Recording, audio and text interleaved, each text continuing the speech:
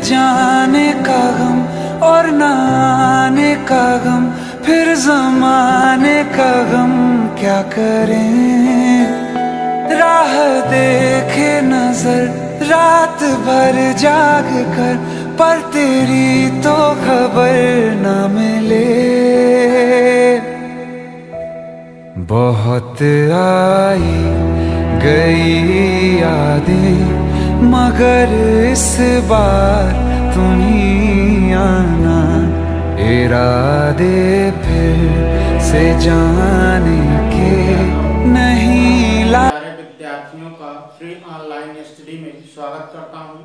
आज ये हमारा प्रतिशत का चौथा वीडियो है, जिसमें हम बात करते हैं लैंग्वेज आधारित क्वेश्चन। लैंग्वेज आधारित क्वेश्चन प्रतिशत में कैसे पूछता है, इसका पिछले वीडियो में हमने चर्चा कर चुके हैं। अगर आप हमारे वीडियो को पिछला नहीं देखे हैं तो सबसे पहले आप पिछले वीडियो को देखिए, फिर आप चौथे पार्ट को देखिए। तो इस पार्ट में देखिए हम अच्छे क्वेश्चन लेके आए हैं जो आपके एग्जाम के दृष्टिकोण से महत्वपूर्ण साबित होगा, इसलिए ध्यानपूर्वक देखिएगा और कमेंट जरूर करिएगा। तो अब देखते हैं क्वेश्चन दिया क्या है। क्वेश्चन में दिया है कि एक परिवार 25 किलोग्राम चावल तथा 9 किलोग्राम गेहूं की खपत करने में 350 रुपए का खर्च करता है।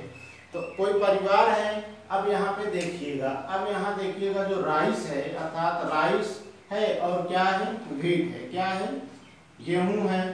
तो अब देखिएगा कह रहा है कि कोई परिवार है जो 25 किलोग्राम चावल, तो चावल कितना है 25 किलोग्राम, और गेहूं कितना खपत कर रहा है 9 किलोग्राम।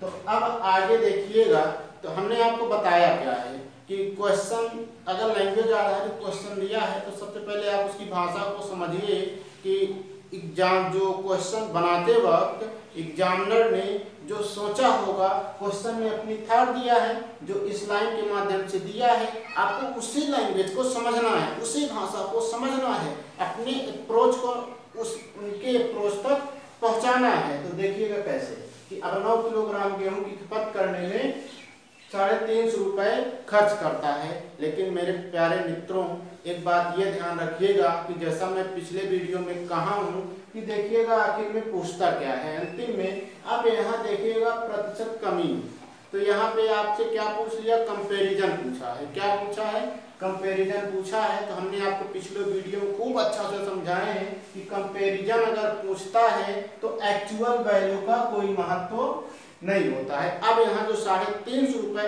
एक्चुअल वैल्यू दिया है, इसका कोई महत्व नहीं है, इसको कांस्टेंट मान लेते हैं। अगर यहीं पे एक्चुअल वैल्यू पूछ लेता तब हम किस पे काम करते, इस पे काम करते। आप इसको अच्छे से ध्यान पूर्वक समझिएगा। तो अब देखिएगा अगले स्टेप में कह रहा है कि चावल का मूल्य गेहूं के मूल्य का 20% है। तो अब देखिएगा, अब यहीं पे देखिएगा 20% का फ्रैक्शन वैल्यू कितना होता है, 1/5। तो अब कह रहा है कि चावल का मूल्य गेहूं के मूल्य से 20% है।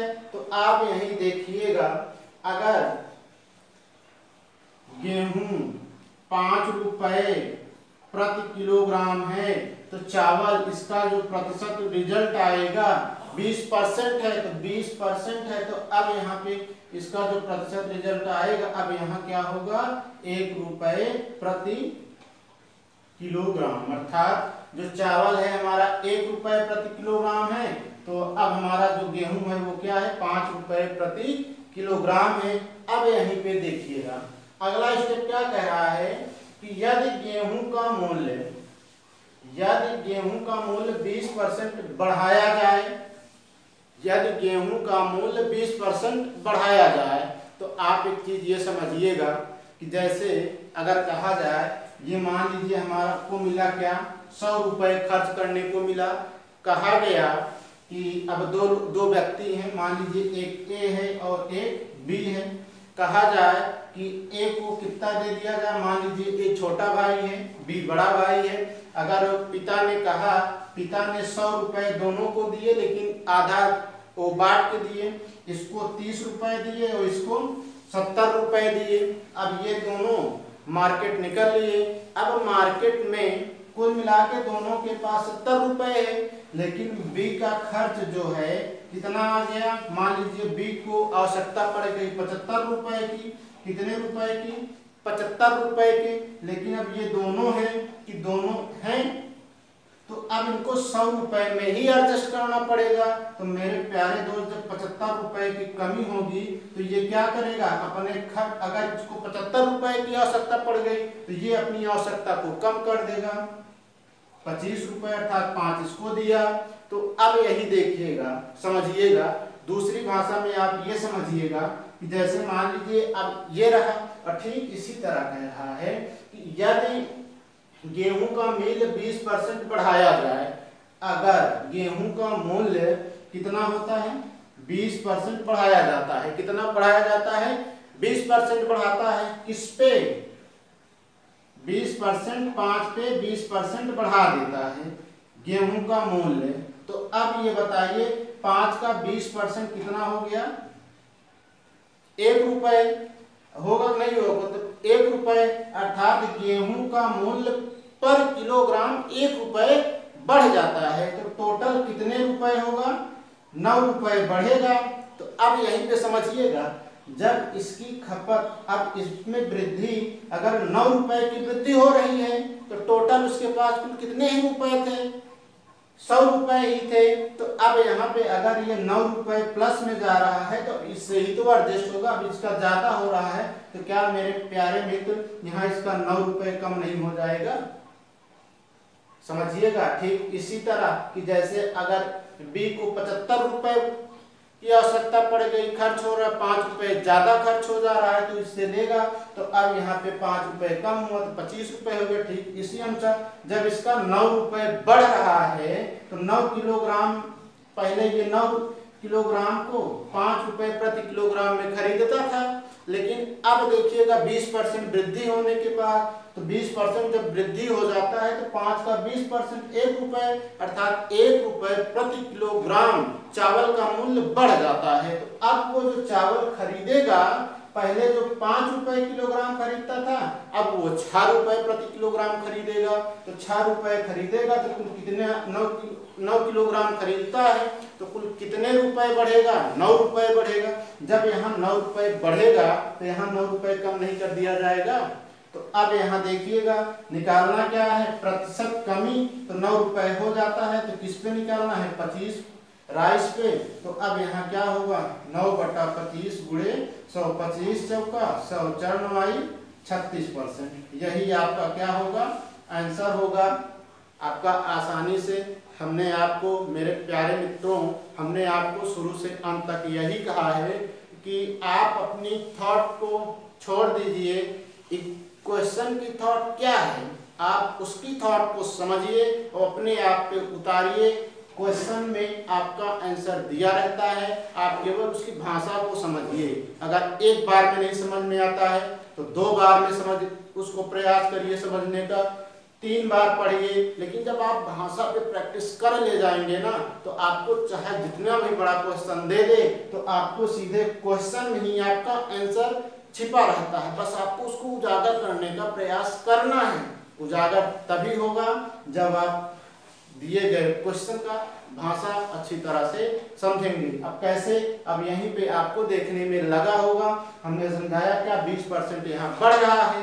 तो आप देखिएगा, हमने इसको अच्छे से लगाया और इसका आंसर आया। तो ठीक इसी तरह अब हम एक और क्वेश्चन लेते हैं जिस पे लैंग्वेज पे आपको अपनी पकड़ बनाना है। अब वो क्वेश्चन क्या है देखते हैं। का 100 का 40% काम कितना होगा, 40 होगा, अर्थात ये हमारा 40 क्या होगा, आंसर होगा। आप देखिएगा, अर्थात नए मजदूर, कितने नए मजदूर आए, 40 नए मजदूर की आवश्यकता हुई। तो 100% का 40, 100 का 40% 40 ही होगा, इसलिए आपका जो आंसर आया वो 40। आइए हम एक क्वेश्चन के माध्यम से और समझते हैं जो आपके लिए मोस्ट इम्पॉर्टेंट है। तो उस क्वेश्चन से मिलते है क्या, देखिएगा, कह रहा है यदि आयकर में 19% की वृद्धि हो तो शुद्ध आय में 6% की कमी होती है, तो आयकर की दर ज्ञात कीजिए।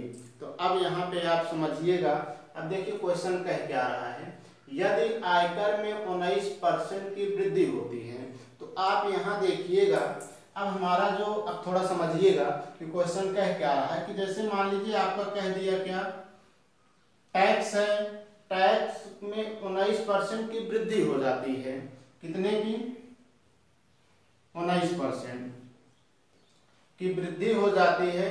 तो शुद्ध आय में, जो शुद्ध आय हमारा है, जो अब हमारा एक्चुअल में जो नेट इनकम है वही हमारा शुद्ध आय होता है। एक्चुअल में जो नेट इनकम है वही शुद्ध आय है। तो अब देखिएगा बराबर जो हमारा जो नेट इनकम है, नेट इनकम का 6%।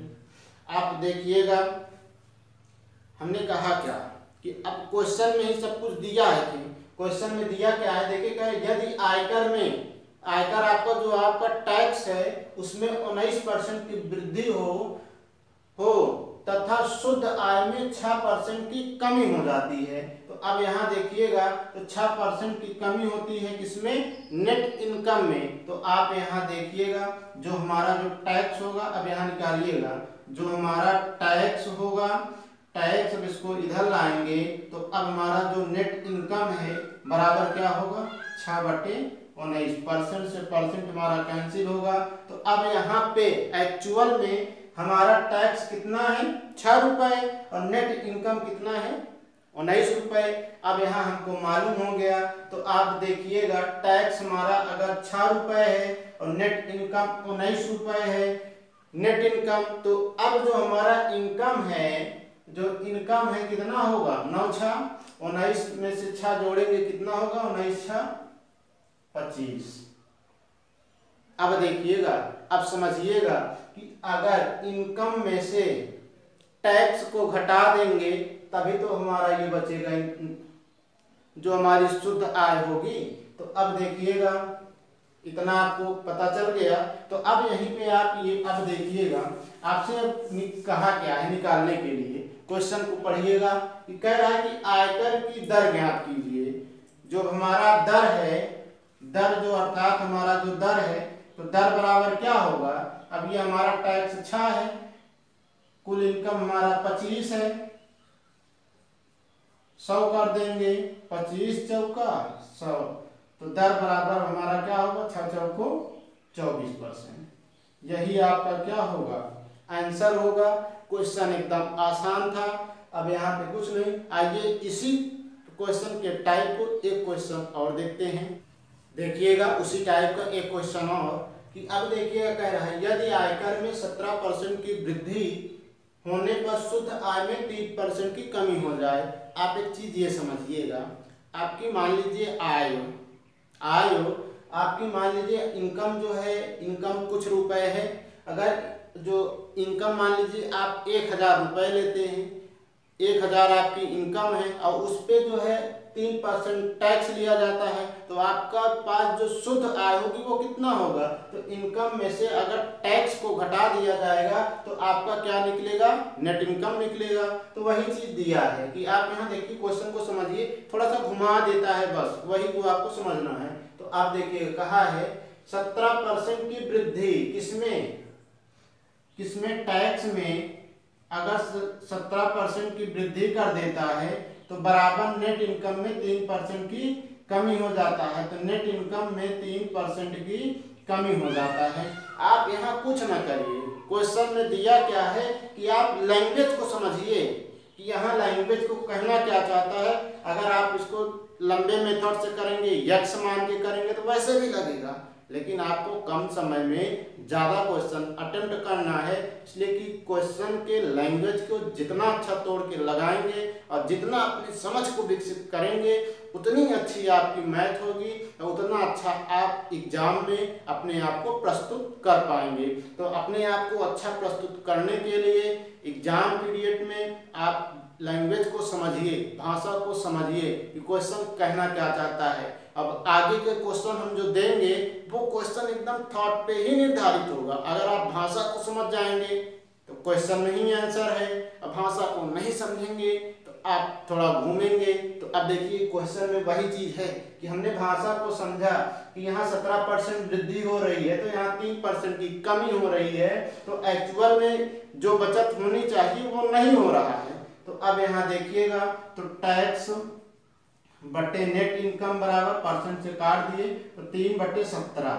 अब हमने यहाँ निकाल लिया, अगर उसका जो है टैक्स 17 रुपए कमाई है, मान लीजिए अब यहाँ 17 रुपए उसका नेट इनकम है, 3% टैक्स दिया, तो उसकी कमाई कितनी थी, वही इनकम को पहले हमें पता कर लेना है, इनकम को ही हमें पहले पता करना है। तो अब यहाँ देखिएगा नेट इनकम 17 रुपए था, अब यहाँ टैक्स कितना दे रहा है, 3 रुपए दे रहा है, तो उसका जो आय था तो कुल इसका योग ही तो होगा, 20 रुपए उसका इनकम था।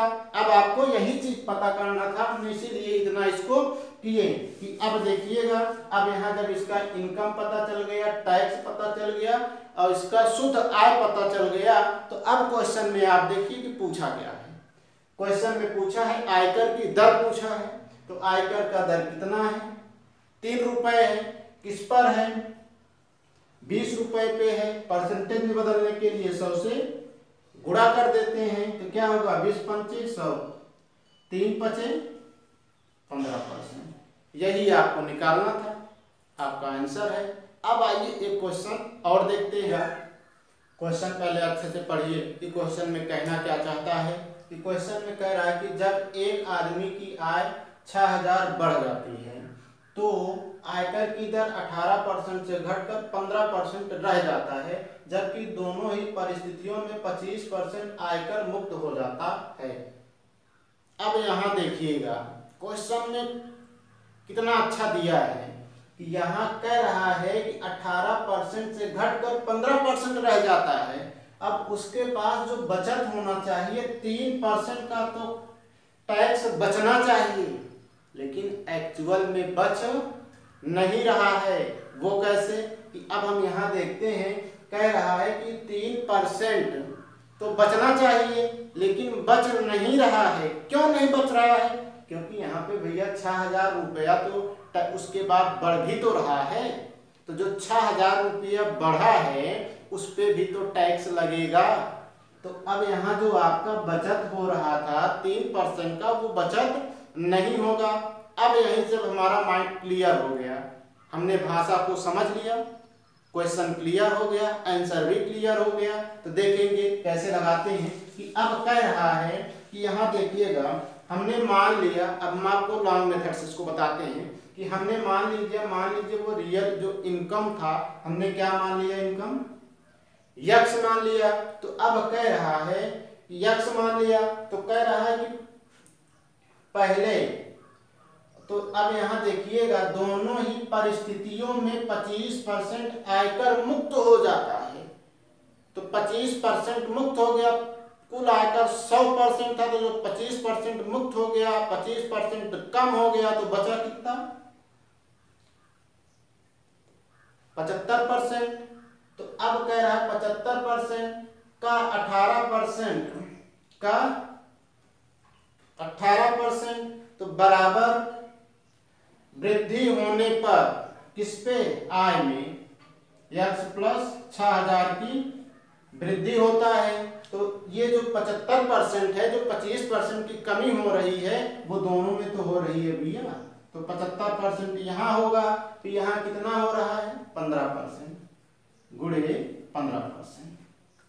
आया समझ में? अब यहाँ पे देखिएगा, क्वेश्चन में ही आपका आंसर दिया होता है, केवल आप क्वेश्चन कहना क्या चाहता है आप उसको सोचिए। कि क्वेश्चन ये कह रहा है कि जब एक आदमी की आय 6000 रुपए बढ़ जाता है तो आयकर में की दर 18% से घटकर 15% हो जाता है। तो आपके माइंड में ये आता होगा कि 18% से 15% हो गया, तो 3% की बचत होनी चाहिए, लेकिन एक्चुअल में बचत नहीं है, क्योंकि यहाँ वृद्धि तो भी हो रही है।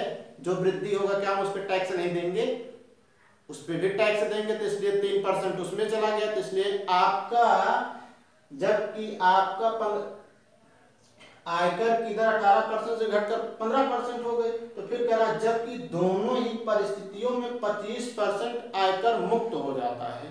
दोनों परिस्थितियों में, अर्थात जो एक टैक्स 18%, दूसरा टैक्स 15%, तो दोनों ही टैक्स में 25% कम होता है। तो 25% इसमें से 25% इसमें हमने घटाया, 75% बचा। अब यहाँ परसेंटेज से परसेंटेज को हमने काट दिया, तो आप यहाँ देखिएगा क्या बचा, यक्स गुणे 75 गुणे 18 बराबर यक्स प्लस 6000 गुणे 75 गुणे 15। तो आप यहाँ पे इसको देख लेंगे, आप देखेंगे 15 बचे 75, 5 एकम 25 होगा। अब यहाँ पे लेंगे 3 छंग 18, 3 बचे 15, तो यक्स गुणे 6 बराबर यक्स प्लस 6000 गुणे 5। तो आप यहाँ पे देखेंगे यक्स गुणे 6 बराबर 5x प्लस 6000 गुणे 5। तो आप यहाँ देखिएगा, अब यहाँ पे इसको लाएंगे तो 6x माइनस 5x, तो x बराबर 6 पंग 30,000 रुपए। तो उसकी आरंभिक आय कितना होगा, 30,000 रुपए। यही आपका आंसर होगा। आप समझ गए। आइए इसी क्वेश्चन को हम लैंग्वेज पे कैसे हल करते हैं। अभी तक तो हमारा लॉन्ग मेथड था जो आपको हल करने में समय जाता है, तो इसी को हम देखेंगे लैंग्वेज को समझ के। तो देखिएगा, अब लैंग्वेज को समझेंगे तो पहली परिस्थिति में अब यहाँ पे जो कह रहा है कि देखिएगा पहला टैक्स कि अब यहाँ देखिएगा 75% यहाँ भी है और 75% यहाँ है, अर्थात जब दोनों परिस्थिति में 25% की कमी हो जाती है तो 25% हम में भी कमी, 25% आपने में भी कमी। तो जब कमी बराबर हो, कहेंगे भैया कमी को हटा दीजिए। कहते हैं ना, जो चीज मिल जाए कहीं उसको बराबर कर दीजिए, उसको बगल कर दीजिए। तो अब यहाँ हम 25% को डजेंट मैटर मान लेते हैं। अब यही चीज दूसरी चीज आप देखिएगा कि 18%, 15% हमारा जो देखिएगा, अब यहाँ देखिएगा पहला जैसे था, अब यहाँ पे हमारा क्या था, पहला टैक्स देखेंगे ये हमारा 18% था और दूसरा हमारा क्या था 15% था। तो अब देखेंगे कमी कितने परसेंट की हो रही है, 3% की कमी हो रही है। कितने परसेंट की कमी हो रही है, 3% की। यक्स का 3% बराबर क्या होगा, अब यक्स का 3%। तो अब यहाँ देखिएगा 6000 वृद्धि हो रही है। कितना, 6000 वृद्धि हो रही है। किस पे, 15%। तो अब यहाँ ले लेंगे 6000 गुणे 15%, परसेंट से परसेंट कैंसिल। तो आप देखेंगे तो अब क्या होगा, 3 पचे 15, यक्स बराबर क्या हुआ, 5 6 30,000। इतने में ही आपका आंसर आ गया। अगर आप लैंग्वेज को अच्छे से समझ लेते हैं तो आप यहाँ ये देखिए, जब दोनों ही परिस्थिति में 25% को कर मुक्त कर दिया जाता है, जब दोनों परिस्थिति में कम है तो आप उसको क्या कर मान लीजिए, कांस्टेंट मान लीजिए। तो अब यहाँ जो 75% का गुणांक खत्म हो गया, बचा क्या 15% और 18%। तो देखिएगा उसमें एक्चुअल में जो बचत होना चाहिए 3% का तो बचत होना चाहिए, लेकिन हो नहीं रहा है। क्यों नहीं हो रहा है, क्योंकि 6000 की बढ़ोतरी हो जाती है, तो जो बढ़ोतरी होती है उस पर भी तो टैक्स लगेगा। तो कितना लगेगा, 15% लगता है। जो 6000 का जो बढ़ता है उस पर 15% टैक्स लगा, तो हमने 6000 का 15% निकाल लिया। 3% बचना चाहिए, तो 3% बचा नहीं, तो हमने निकाला क्या, 30,000। तो हमने आपको शुरू से अंत तक ही कहा कि गणित में भाषा का ही खेल होता है। भाषा को जितना अच्छा आप तोड़ लेंगे, अपने माइंड में सेट कर लेंगे, उतना ही जल्दी आपका आंसर आपके सामने हो। अब देखिएगा, जो इसके पहले क्वेश्चन था और इस वाले क्वेश्चन में थोड़ा सा अंतर है। उसमें आदमी का आय नहीं दिया था और इसमें जो है आदमी का जो है इनकम दे दिया है। तो अब देखिएगा कह रहा है कि सेम, बाकी पैटर्न क्वेश्चन का वही है, थोड़ा सा चेंजिंग किया कि यहाँ इनकम दे दिया, वहाँ इनकम नहीं दिया है। तो आप देखिएगा कि पहले हम इसको देखिएगा लॉन्ग मेथड से भी बताते हैं कि अब दे रहा है कि आय 28,000 है। मान लीजिए कोई व्यक्ति था, अब उसका आय यहाँ पे कितना दे दिया, 28,000 है। तो अब देखिएगा 28,000 दे दिया, तो कह रहा है कि जबकि दोनों ही परिस्थितियों में 30% आयकर मुक्त है, तो 30% मुक्त है, तो बचा कितना 70% गुणे पहले जो है कितना था 12%, 12/100। दोनों ही परिस्थितियों में आयकर मुक्त है, जबकि वो क्या परिस्थितियों में वो समान आयकर देता है। कह रहा है कि कितने प्रतिशत वृद्धि कर दिया, अर्थात उसकी आय में कितना वृद्धि कर दिया जाए, तो उसकी आय में कितना वृद्धि कर दिया जाए। तो कितना मतलब हमने क्या मान लिया 28,000 था, कितना वृद्धि कर दिया यक्ष वृद्धि कर दिया। तो अब ये 70% जो देता है वो बराबर है, तो यहाँ भी क्या होगा 70/100 गुणे अब 10%, 10/100। तो अब यहाँ देखिएगा हमने किया क्या, क्वेश्चन में जो जो दिया हमने वही वही लिखते गए। अब आप इसको देखिएगा हमने किया क्या, क्वेश्चन में जो जो दिया हमने वही वही लिखते गए। अब आप इसको हल कर लेंगे, जो निकलेगा वही उस आदमी का आरंभिक आय होगा। तो अब यहाँ देखिएगा 2 0 से 2 0 कैंसिल, तो और यहाँ पे देखिएगा 2 0 कैंसिल। अब यहाँ भी आप काट लीजिए, ये हुआ 7 बचा। अब यहाँ भी काट लीजिए, यहाँ क्या बचा 10 बचा। तो अब यहाँ देखिएगा 2 छम 12, 2 पंचे 10। तो अब यहाँ देखिएगा 28,000 गुणे 6 बराबर क्या होगा 28,000 गुणे 5 धन 5 यक्ष होगा क्या 5 यक्ष बराबर यहाँ 28,000 6। अब ऐसा गुणा हो जाए तो यहाँ 6 से हो रहा है या 5 से हो रहा है, तो कितने के अंतर 1 का अंतर। तो 1 का अंतर अर्थात 28,000 1 से गुणा करेंगे कितना आएगा 28,000 ही आएगा। तो यक्ष बराबर क्या होगा 28,000 बटे 5। तो यक्ष बराबर जो आंसर आएगा 5,760 रुपए, अर्थात उसका जो आरंभिक आय होगा 5,760 रुपए है। अब आप यहाँ देखिएगा कि इतना करने में हमारा समय जाता है। अब इसी क्वेश्चन को हम लैंग्वेज मेथड से कैसे लगाएंगे, फ्रैक्शन मेथड को अर्थात लैंग्वेज मेथड से कैसे लगाएंगे। तो देखिएगा क्वेश्चन कहा क्या, क्वेश्चन कह रहा है कि जो पहले हमारा कितना था 12% था, अब कर कितना हो जा रहा है 10%। तो कमी हमारी कितनी की हो रही है 2%। तो अब यहाँ पे हमारा जो कितना था 28,000 था, तो कह रहा है कि इसमें कितना वृद्धि कर दें।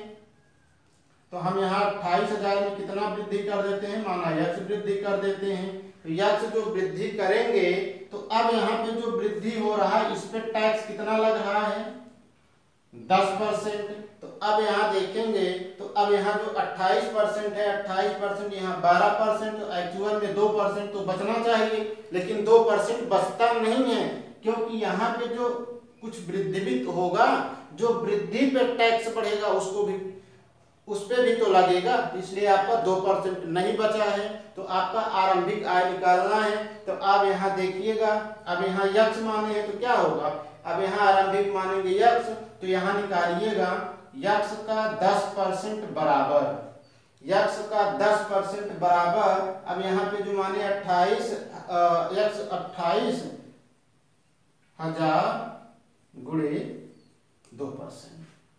आ गया इतना समझ में। तो अब यहाँ देखिएगा परसेंट से परसेंट कैंसिल, परसेंट से परसेंट कैंसिल, तो फिर यहाँ लेंगे क्या 0 से 0 कैंसिल। तो फिर हमारा यक्ष बराबर क्या हुआ 2800 गुणे 2, तो गुणा करेंगे तो कितना होगा 5,760 रुपए।